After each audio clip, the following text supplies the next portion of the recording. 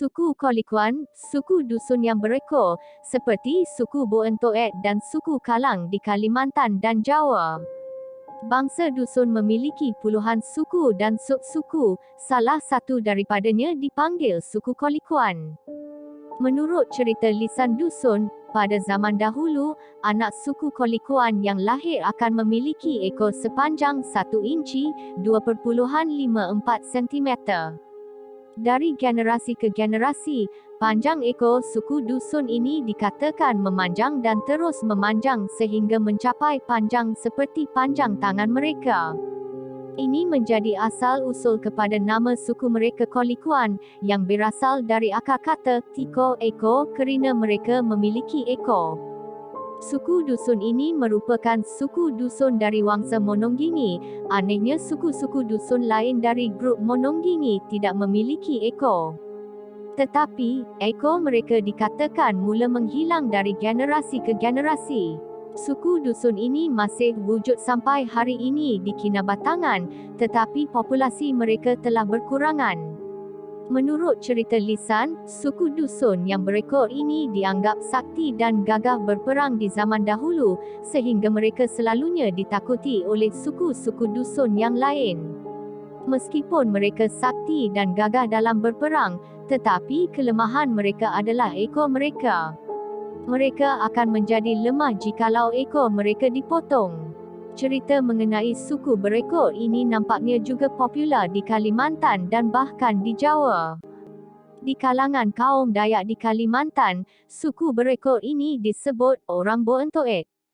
Menurut cerita lisan yang direkodkan oleh Charles Bock pada tahun 1879, ekor orang Boentoet ini adalah sekitar 5 hingga 10 cm.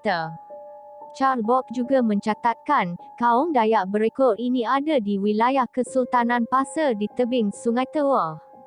Walau bagaimanapun, Charles Bock tidak melihat bukti untuk kewujudan mereka. Cerita legenda suku berekor Kalimantan ini agak menarik, kerana admin pernah menuliskan cerita mengenai adanya kaum dusun di zaman dahulu yang pernah berhijrah ke Kalimantan, ke wilayah Pasir. Adanya cerita mengenai orang berekor di Sabah dan Pasir Kalimantan Timur menjadi kebetulan yang menarik. Selain daripada itu, di Jawa juga terdapat suku berekor Jawa yang disebut suku Kalang.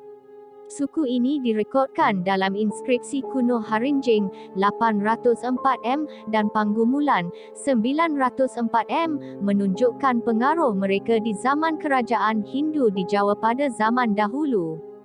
Suku Kalang dianggap sangat sakti dan memiliki ilmu mistik yang digeruni di seluruh Jawa. Di zaman Majapahit, mereka disebut Wong Kalang. Kerana mereka memiliki ilmu spiritual tinggi, mereka selalunya diupah untuk membina kandi-kandi besar kerajaan Majapahit. Kononnya mereka mampu mengangkat batu-batu besar dengan ilmu gaib mereka.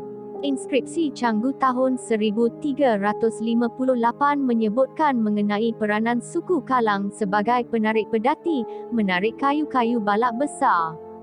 Menurut cerita legenda Jawa, ketika Majapahit menyerang kerajaan Nansarunai Dayak Maanyan di Kalimantan, pasukan Majapahit dikalahkan sebanyak 2 kali, kerana kekuatan ilmu sakti pahlawan-pahlawan Dayak, yang kononnya dijaga secara gaib oleh kekuatan magis. Untuk menembusi kekuatan magis yang melindungi kerajaan Nansarunai, pasukan Majapahit dikatakan mengupah suku Kalang yang terkenal dengan kesaktian mereka di Jawa untuk ikut berperang.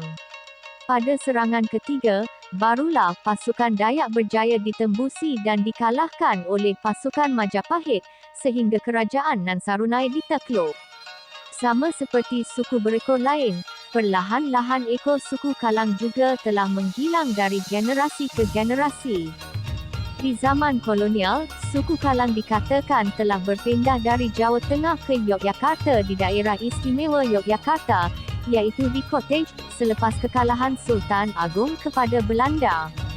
Suku Kalang yang dahulunya ditakuti di Jawa mula berasimilasi dengan masyarakat umumnya, sehingga mereka tidak lagi mengamalkan ilmu magis mereka. Mereka terkenal sebagai suku yang suka bekerja keras, sehingga mereka cenderung berjaya dalam perniagaan. Suku Kalang dianggap salah satu suku terpandang di zaman kolonial kerana kejayaan mereka dalam banyak bidang, terutama perniagaan, perdagangan, sehingga mereka selalu disamakan dengan kaum Cina yang terkenal memonopoli bidang perdagangan, bisnes. Pertanyaannya, apakah benar suku Kolikuan, suku Boentoek dan suku Kalang ini memiliki ekor di zaman dahulu? Admin serahkan kepada pribadi masing-masing untuk menilai. Tetapi di dalam ilmu perubatan, fenomena manusia yang terlahir berekor memiliki penjelasan secara medikal, di mana ia disebut dengan istilah perubatan, spina bifida dan vestigial tail.